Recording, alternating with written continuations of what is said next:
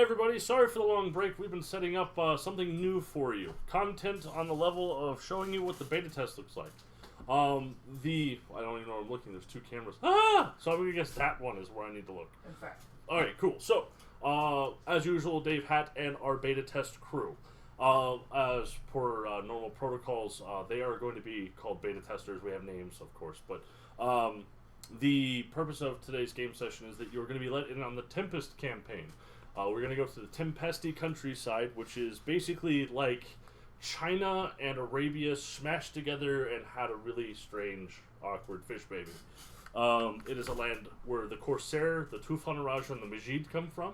So it has pirates, sorcerers, and philosophical Chinese monks. But that's not the end of it. It's actually got a lot of cool modern politics involved in it because, well, it's got like a post-World War II America thing going on. Not the technology, the philosophy of industry and things like that. But I digress. The whole campaign is going to take place with our group of intrepid adventurers.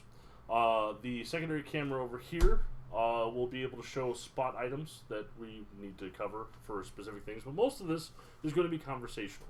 So we have our various characters. We have our... What's up? Looking at the spot.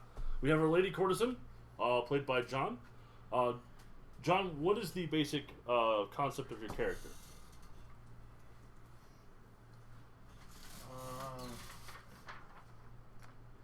An infiltrator. Alright, so you were a Mondrian infiltrator. And it's just a Mondrian infiltrator, you're giving it a shot, you're just trying her out? Yep. Alright. All social. All social all the time. Let's also introduce John slightly. John is very unfamiliar with role-playing games. He is very much our babe in the woods, in my opinion. Well, with this kind. Yeah, with this kind of... If I understand correctly, you are a traditional D&D player. Yeah.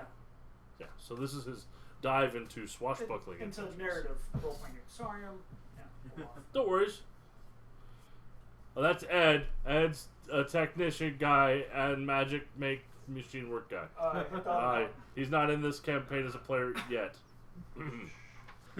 Alright, so next up we have a Serpenti. We've brought back a gentleman from a previous campaign. We ran in Amandria. This is Telemon, as I understand, played by Ethan. Yep.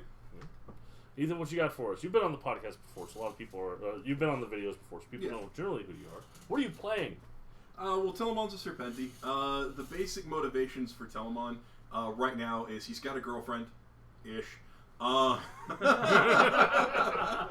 And by ish, I mean she's kind of a monster. Yeah. And his other motivation is to see his fortunes rise, to reverse being a slave. All right. So there we go. We have something new for you, Bonte Chevalier. This pile of beef is being played by Kyle. Kyle, introduce us to your character, would you? My character is a man of the people. He fights for the little guy and tries to make the world a better place. All right. Very, very straightforward. Getting into that. Testing out one of the schools we haven't tested before. Just for reference to the people here, the Chevalier is designed to survive. About anything. So I think I could hit it with a ship from the sky. It may live. He's a pain in the butt. It's going to be great. Then we have an actual pirate in our pirate game. Tony, Yay. I do believe you're playing the Corsair, correct? Yep. Alright. Hooray, pirates. Yeah, that's V4. He is, in fact, Pirate Especial. I mean, all things stereotypical pirate. He will talk at you while sword fighting, while stealing your things. It's great. Excellent. Sounds good. We're gonna be. I know you. You're gonna betray the party like 15 times. And then we have the female roof jumping, also in a veteran character, if after the rewrite from Amandria. Dave, what do we got? Dave Small's playing this one. What do we got for this one? Well, we have Nina, and she is a hunter. She is also the long-range specialist. Yes. My job is to make things go away at long range. For those of you that have been in the podcast or the vidcast recently, Nina is actually the reason why I flip out whenever I refer to ranged attacks. Hopefully I will fix that problem, or her. You made them cooler. Yeah, admittedly, Nina made ranged weapons and ranged attacks cooler. And made me have sleepless nights because, damn. I will drop a lot of tags on you. Yes, about that. But that's our basic crew. The venture will start tonight with the montage. But before we get there, there's still a few things we want to talk about. We just want to let you get in now, since generally character creation is done. We know what we're doing, who's doing it. So I'll be starting with going over the final notes, and then running you through the initial montage, which is an important mechanic to set up the story. And we're not going to spend our time introducing you to everything, unfortunately, but you'll get a good gist of what's going on. So introduction's basically done. Future ones will not be this long. So I'm going to get started. Do it. Alright, so gentlemen, we were left off. Everybody has their plots. Tony, do you have a title for your plots tag yet? Yes. Title for my Tots play tag, that one. Tots flag. Is piracy. Piracy is its own reward. You are, yes, you meant it. I am a cookie cutter stereotype. Yar, yar, yar. Alright. So that's good. Everybody's got, did I miss anybody's plot and tags and stuff? I know John's. We got that covered. I think you skipped mine. What's yours? Mine is, the tag is a light in the darkness. And then it's, who will give my passion the deliverance to the light. Nice. That's super appropriate. You and your lovely stick maiden will have a journey. Creeper. I love my harpoon. I love her so much. Oh God, your harpoon just killed 2 people. Oh, splinters. More than that. About that, right? Okay. Everybody's got their drama dice? Yep. Yep. Okay, cool.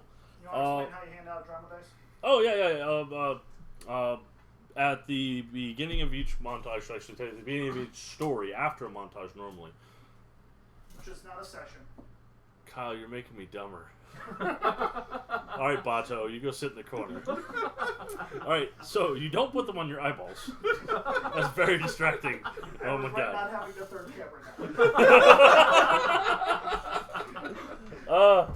So, alright, you get drama dice assigned to you at the beginning of every story, normally after each montage. Now, we'll go over the whole montage thing in a second. You get drama dice equal to your lowest trait. It's there to encourage you to balance out your character, 1.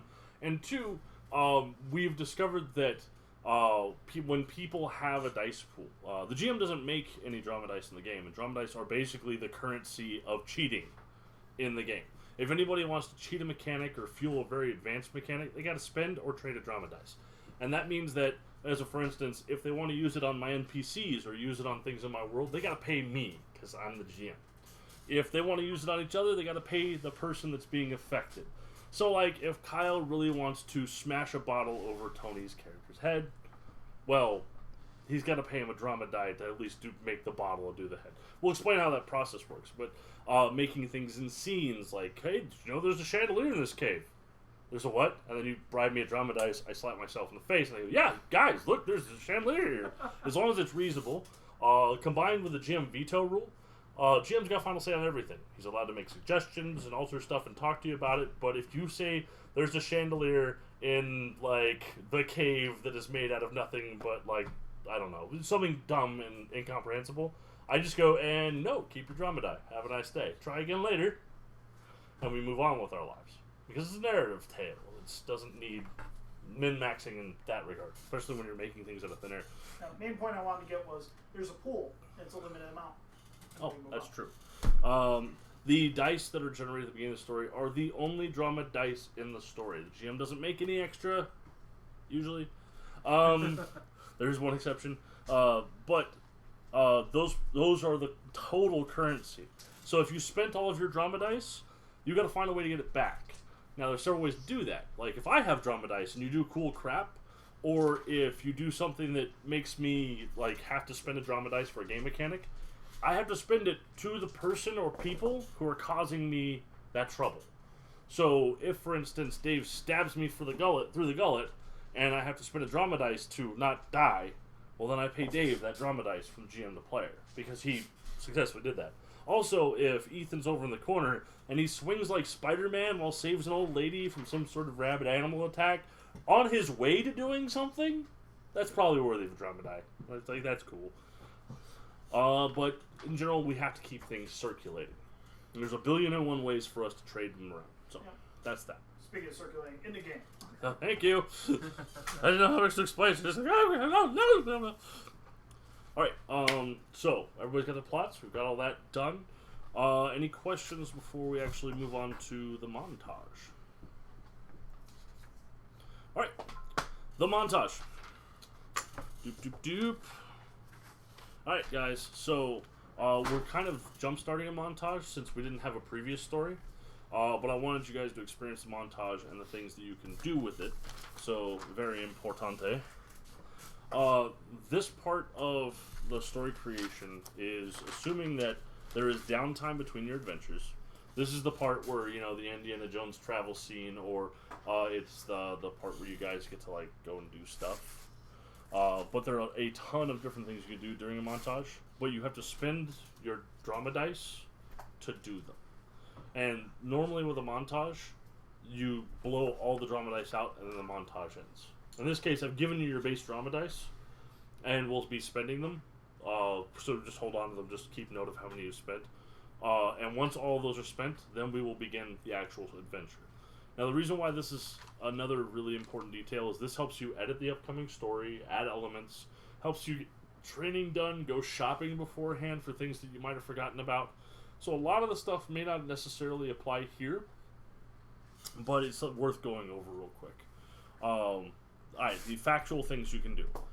You can add a plot element or add a previous character to the story. It does not guarantee they will be intact. It guarantees they will be associated with the events. So, like for instance, if you had not added your previous villain to the story, I would have encouraged someone to add her to the story as a second option. And then your previous villain would have been associated. Whatever she's doing, that kind of is up to the way the story flows. Adding a plot element is, there's a great storm, ... You make a statement, a single thing that will happen in the story. It's just something that will happen in addition to the normal plot. You can perform a narrative task. You could say, I go visit my granny. I like my granny. Everybody likes my granny. She makes a really mean pie. And if you make a convincing argument, you might get something for it. But otherwise, sometimes it's really good just to be in character about that crap. If you got nothing better to do, and it would really help your character along, sure, do a narrative thing. You can advance a school, which is an upcoming thing that has not applied yet, but will be for later. You can gain a contact. This is actually pretty cool. Contacts. You get a rank of them, and you spend them. They burn at the end of every story, unless you have a permanent contact. And what contacts do is they allow you to roll against TN10, and you spend contacts to gain rolled and kept dice to roll against that TN10 to get information. The contacts are there to facilitate information about the plot. So if you go, crap, the guys stole the artifact and are in the market and we lost them legitimately, we're effed. But someone goes, well, I got contacts. They go, ha ha ha ha ha. And you go, roll the dice at the TN10, and then you can ask a question like, where did they go? And the contacts will be like, well, did you just pass? They went that way.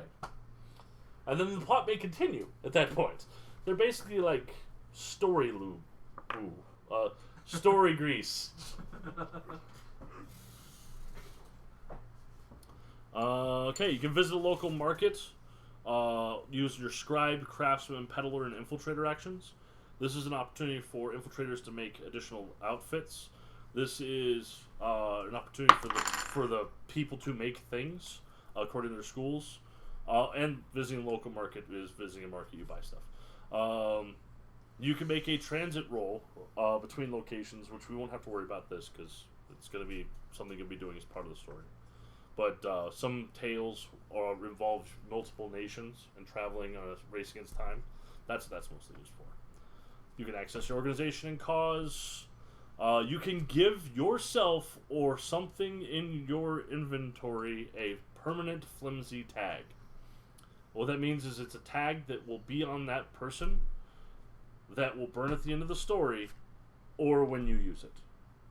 So this is a cool opportunity for, like, if you have a brute squad, right? If you have a squad of dudes, you could say hot shot and be like, if they have ranged brutes, range squad, and you give them hot shots, you can burn that tag, give them the 1k1 to the attack or to the damage, and it's gone.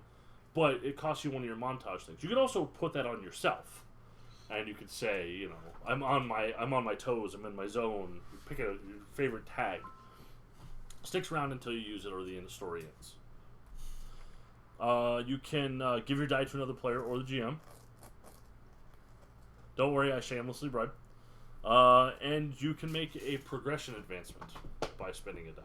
If you make a progression advancement, you will gain the benefit of the die as if you'd spent the drama die on the progression. So if you have a wound and you wanted to advance a wound, then you get to make a roll against that wound just like you would normally, with the plus 1k1 from the montage die. So, who wants to start? We're going to go clockwise from them. If no one says it, he starts. I'll start. Alright, cool. Hooray! I will start by adding a permanent flimsy tag to myself. I'm from around here. Good example. Alright, sweet. I'm going to add a dice to add a tag to me called Hawkeyes. Okay. Give me the ability to. I'm going to sit here and be a sad panda because I don't get these dice.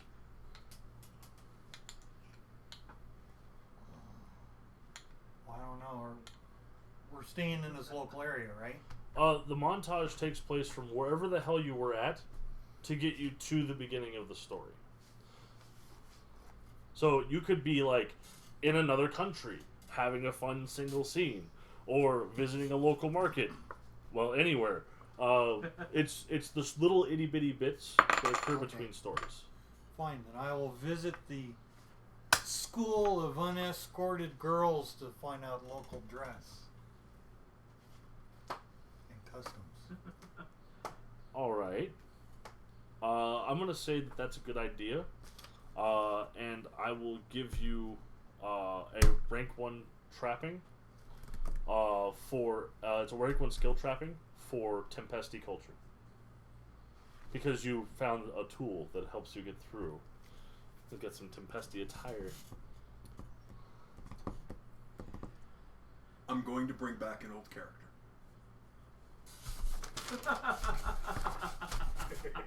I'm just going to give you the name, and then it's ... Calamity Jane. All right. There went the cold locker. Oh man, our freezer. Damn.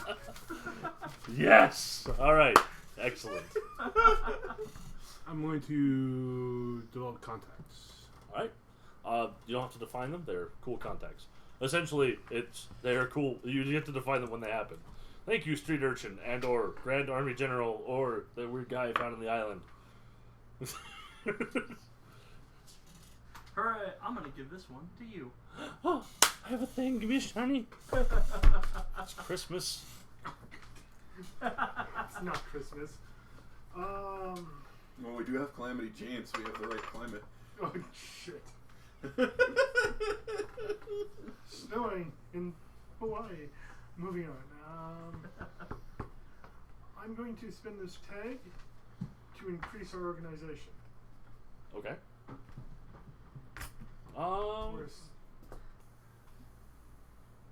We went from rank 1 to rank 2. That could be the justification for it.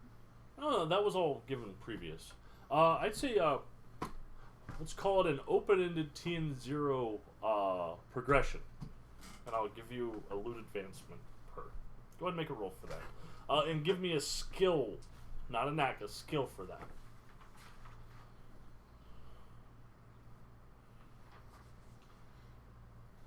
Survival?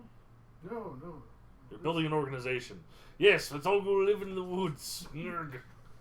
She is from Rube. Yeah. Live in the woods. The woods try to kill us. Not like the wood. Like tries to kill us. They're also wolves. And big scary moose. Spaghetti monsters. That was a horrible, horrible night. Oh look, that one. Oh, That one's kind of a 5.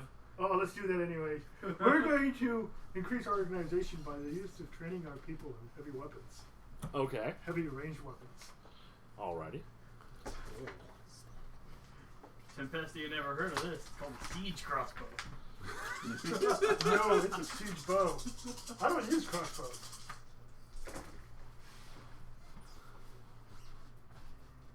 On K3. Jesus. Yeah, about the only time we'll see those. Did he make any raises? You said it was open. He said it was. Oh, it's open. Yeah.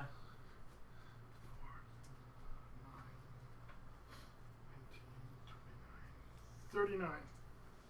Alright, so that drops to 35, so there's 7 advances. Yeah, seven points of loot. Training with heavy weapon soldiers to make quality of your NPCs better. They acquire supplies and things like that. Awesome. What do you like that? Oh, Alright, so I've got Andromeda now. I don't know. spit it out. You might not want Spit that it one out. back. Good. I like the 2 ideas I've received so far. So I would like to say that I'm going to spin this for an element. You are Calamity Jane's brother. Okay. Yeah, direct. Like, related. Kinfolks. And your friends. Okay. A big family. Oh no. It's Tempest. Tempesty. Oh no. We're preparing for a war. Done? Can I create disguises based on the knowledge that I gain? One for everybody, or can I only do one? When you're creating disguises, you spin the drama die, and then you make a roll, and you can make raises to make more disguises, but you have to hit the normal TN and your school. Okay, then I'll do it. So I'll make one raise so that I make it a TN 25. This is a TN 20, and then that would be under larceny. So that'd be 6K3.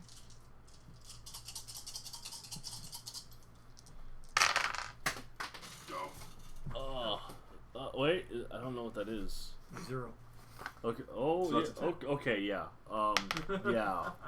I saw like 1, 2, 7 unreadable, and apparently that was a pair of 10s. So, I'll keep the 3 yay! and I'll reroll. That's for John. You got it all day. Yeah. You have your pair of disguises. Fancy. It just, Tony has left this for you to roll dice in. Thanks.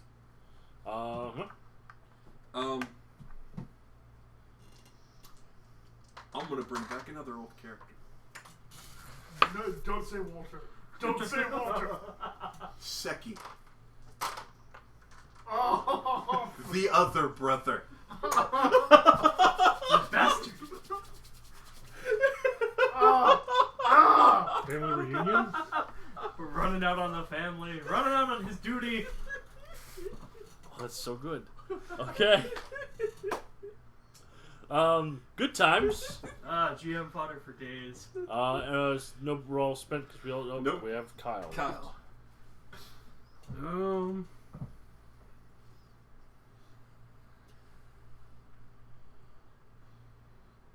Did anyone else have anything that they still needed to do?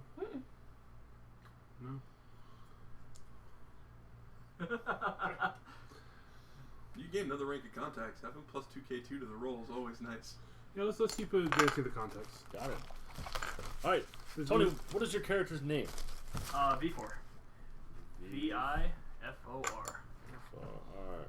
All right. Dave, you're bringing back Nina. Mm-hmm. John. Frida. All right. We have Telemon. And what about you, big guy? Drake DuPont. Oh, he's the only one with the last name. He's special. He's got 2 names. I know, Okay. right? Fancy paint making people. I did a little homework beforehand, but it's usually during the montage that the GM is also, after listening in and taking in, there we go, after taking in notes like what I just did, builds a list of available potential plots. The way an adventure plot works is it consists of 10 of these ideas that are selected and then jammed together. Once you spent all of your montage dice, the next step is in fact to let everybody know what the available plots are. I've created 20 for our initial tests, but generally they fall into 4 categories of intrigue, combat, social, and organization. As in increasing the organization, social combat, martial combat, and intrigue, adventure, plot, weirdness is the last section. The reason why this is going to be important right now is because each player gets to choose one and have it duct taped to the plot that they have on their character sheet for the purpose of this adventure. As in, they're going to decide what part of this upcoming adventure applies to their personal plot. And you know what I said there was 20? We're only picking 10 total. Each player gets to pick 1, and then I pick 4. And that creates, well, because I have a 5-player party. Each player picks 1, and then I pick 5, because one of our players is derp. Didn't show up today. Nah. But without further ado, going through the same process again. Tony, you started the montage. Would you like to know, because there's a lot of information here, intrigue, combat, social, organization based plots? I like combat. Let's go with that. Combat sounds good. Okay, so under combat, I have for my offers the Black-Clad War Chest, Brungi's Steel, the Adventurous Scout, the Voice, and the Spoils of Rebellion. These are titles indicating the possible rewards and the possible plots they represent. I like the voice. The Voice. Yes. It sounds mysterious. Alright, for Vifor. It Just always leads to adventure, doesn't it? Also, Always. there's a better chance there's cultists there. It's following the prophet. The cultists. Alright, Nina. I kind of want to deal with organization. Alright. Under organization, we have the Smuggler on the Run, the Black Clad, A Job Well Done, Tufana's Blessing, and Dangerous Beauty.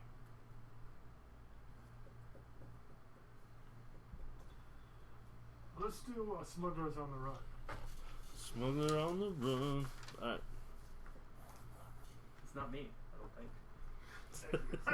And look, suddenly, GM says, Vifor on the Run.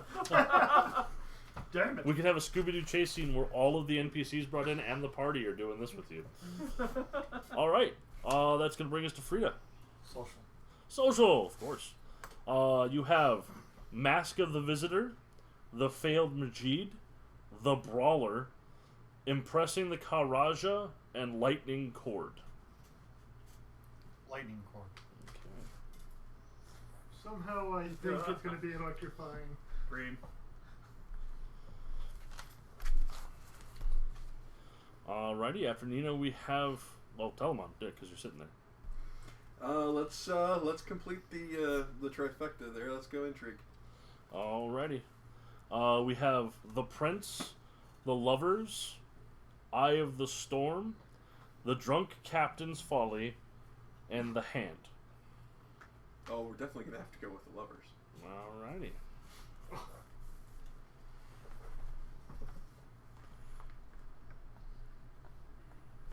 Drake.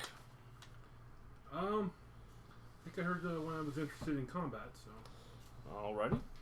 So, once again, for the remainders, Black-Clad War Chest, Brungi's Steel, The Adventurous Scout, and the Spoils of Rebellion. Let's go with the Spoils of Rebellion. Okay. Fitting.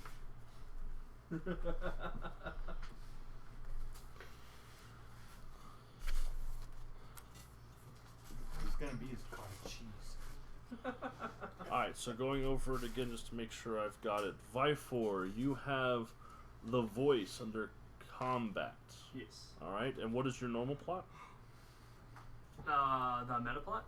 Your personal plot, yeah. What am I to the world? What am I to the world? Okay. I don't have a minute Well, maybe you gotta get the list. plan. Somehow we missed something. Okay.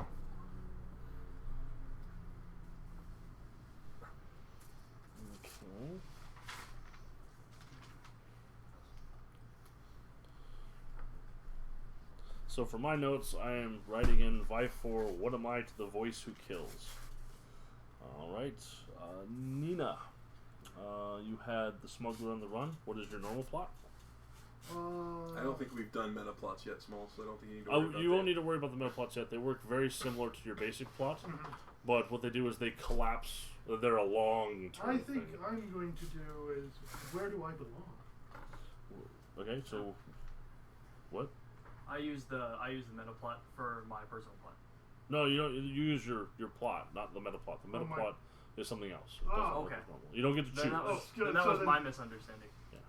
So then I would be using my skills to pay the bill. Skills to pay the bills, and the smuggler on the run. Well, that works out.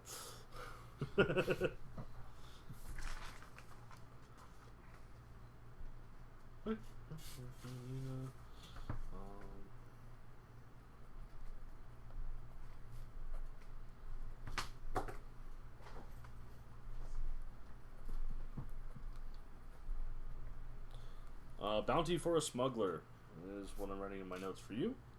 Frita. You got lightning cord, and yours was How will my pursuit help me gain focus, or otherwise known as charming? Really, I am. Alrighty. So we have. Let's see here. Ball of the Tufa auction. A very formal affair. They're auctioning off the lightning cord. Alright. Telemon. I have you listed here as the lovers under intrigue. My plot is who will deliver my passion into the light. That one's straightforward, isn't it?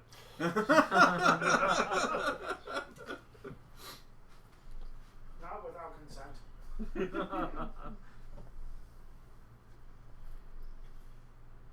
Well, if you have authority.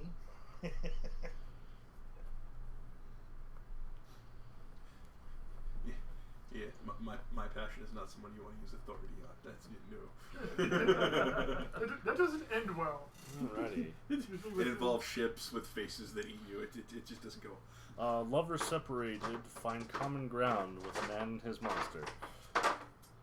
Drake. Spoils of rebellion. Man of the people. That okay. Let's see here.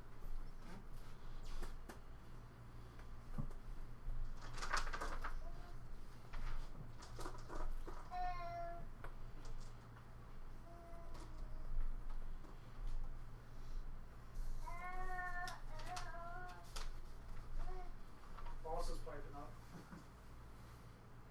That's alright. He has a supervisor for a little bit longer.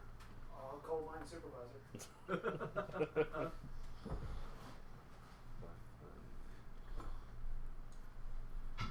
So what I'm thinking is we do this segment, and then I do a cut, and then we restart with just starting the adventure. Sounds good. Oh, I covered it all in notes, didn't I? Oh, crap. Alright, so we've got all of our plot elements there. All I have to do is pick the remaining 5. There's, pretty good. Yeah, you got mine. Yeah, I got it. You guys started. The ball started rolling here. Yeah, and I didn't. Right over the No, top no. of you. Right over the top of you. I'll observe it. Alright, so I'm going to add to this little thing the prince, the hand,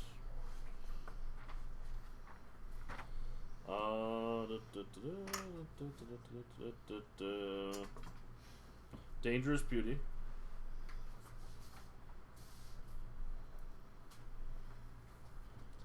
and oh